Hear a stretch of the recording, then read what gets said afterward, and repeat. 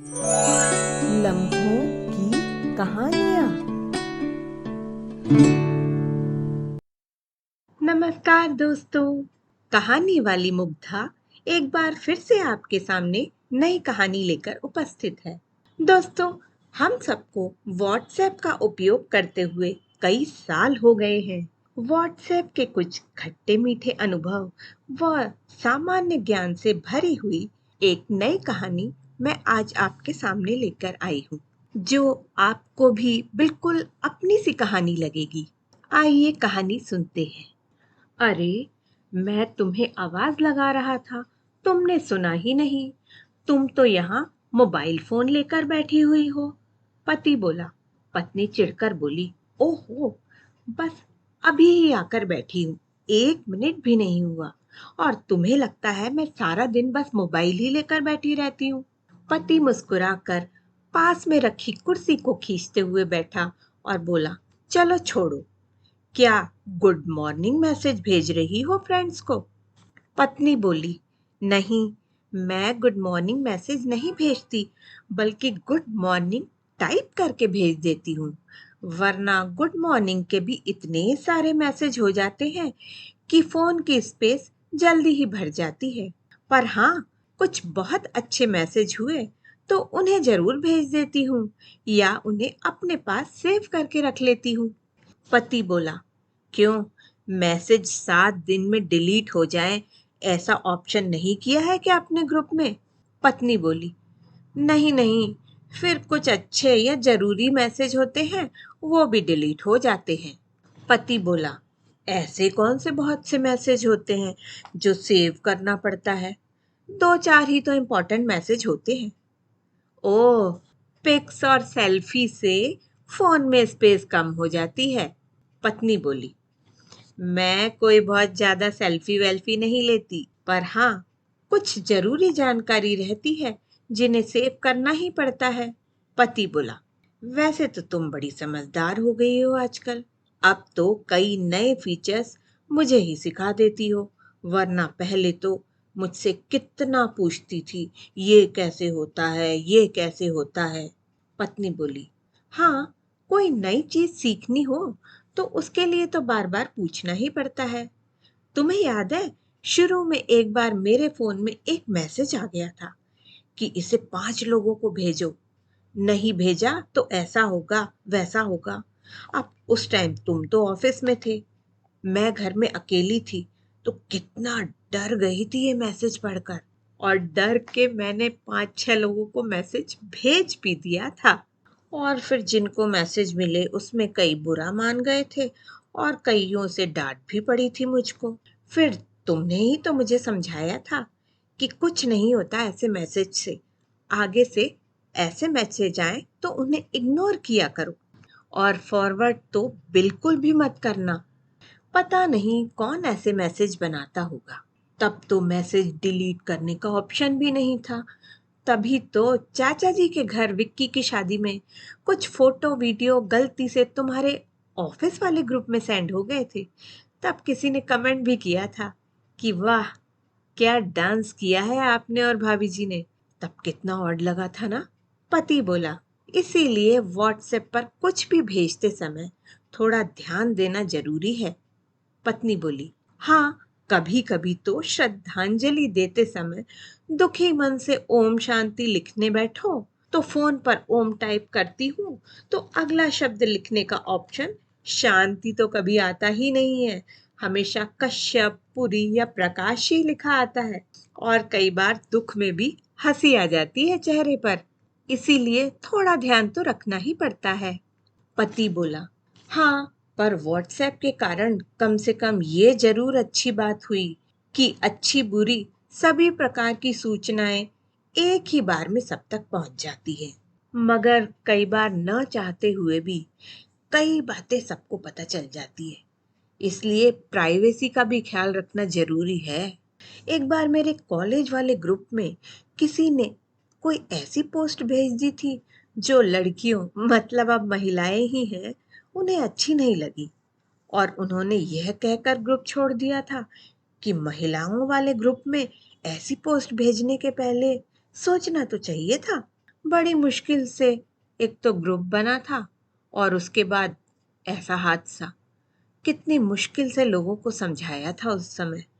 तभी पत्नी बोली, आपको पता है, अपनी पड़ोसन मुझे बता रही थी कि किसी ने मजाक में उसे कुछ लिख दिया व्हाट्सएप पर, तो उसने गुस्से में कुछ और लिखकर ग्रुप ही छोड़ दिया।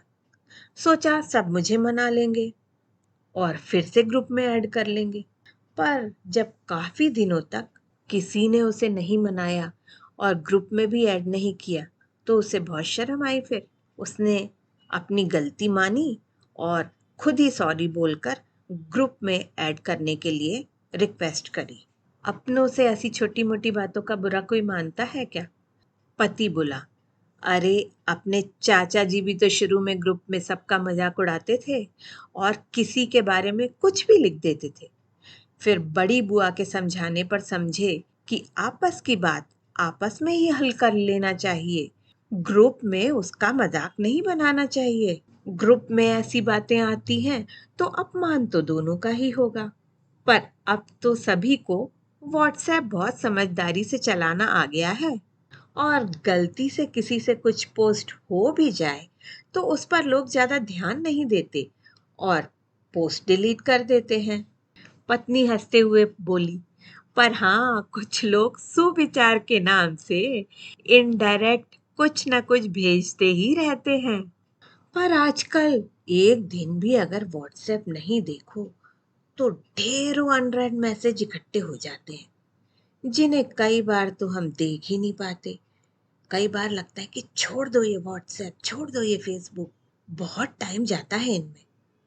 पति बोला, अरे अरे, ऐसा मत कर देना, छोड़ दोगी तो तुम्हारा क्या होगा? पत्नी बोली, तुम मुझे टॉन्ट मार रहे हो? पति बोला, अरे नहीं भाई, सीरियसली बोल रहा हूँ। जब दोपहर में या शाम को तुम्हें टाइम मिले तो व्हाट्सएप देख लिया करो, क्योंकि कई व्हाट्सएप की बातें तो तुम ही मुझे बताती हो। इतने सारे ग्रुप में जो हो तुम, एक शरारती मुस्कान के साथ पति बोला।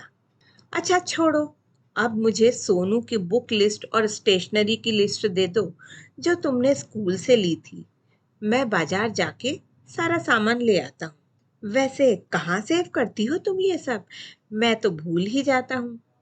पत्नी बोली, अरे खुद को मैसेज सेंड करने का भी तो एक ऑप्शन है ना आजकल व्हाट्सएप पर, तो मैं वहीं पर सब काम की चीजें सेव कर लेती हूँ। और एक अच्छी चीज बताऊं आपको, कई मजेदार चीजें सेव करने के लिए पहले मैंने एक व्हाट्सएप ग्रुप बनाया। उसमें 2-3 लोगों जैसे तुम्हें और मम्मी को ऐड कर लिया, फिर सबको डिलीट कर दिया। बस अब ग्रुप में मैं अकेली, वहां मैं अपने मनचाहे मैसेज सेव करके देख लेती हूँ। अच्छा तरीका है ना? पति बोला, वाह वाह, बहुत बढ़िया। ये तो सब बहुत ठीक है, पर व्हाट्सएप के बारे में कुछ सामान्य ज्ञान, मतलब कहाँ बना, किसने बनाया, ये भी पता है या नहीं?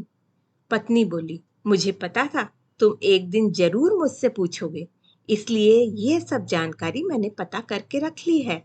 चलो मैं बताती हूँ आपको। सन 2009 में जॉन कूम और ब्रायन एटसन ने व्हाट्सएप की स्थापना अमेरिका के कैलिफोर्निया में की थी। पर आज व्हाट्सएप का सबसे ज्यादा उपयोग हम करोड़ों भारतीय ही कर रहे हैं। लगभग 150 देशों में व्हाट्सएप यूज किया जाता है। व्हाट्सएप पर हम अच्छे मैसेज स्टार या पिन करके भी रख सकते हैं, ताकि उन्हें बाद में कभी भी देख सकें। किसी को अपनी लोकेशन भेजने या किसी से उसकी लोकेशन पूछने के लिए अक्सर हम व्हाट्सएप का ही उपयोग करते हैं।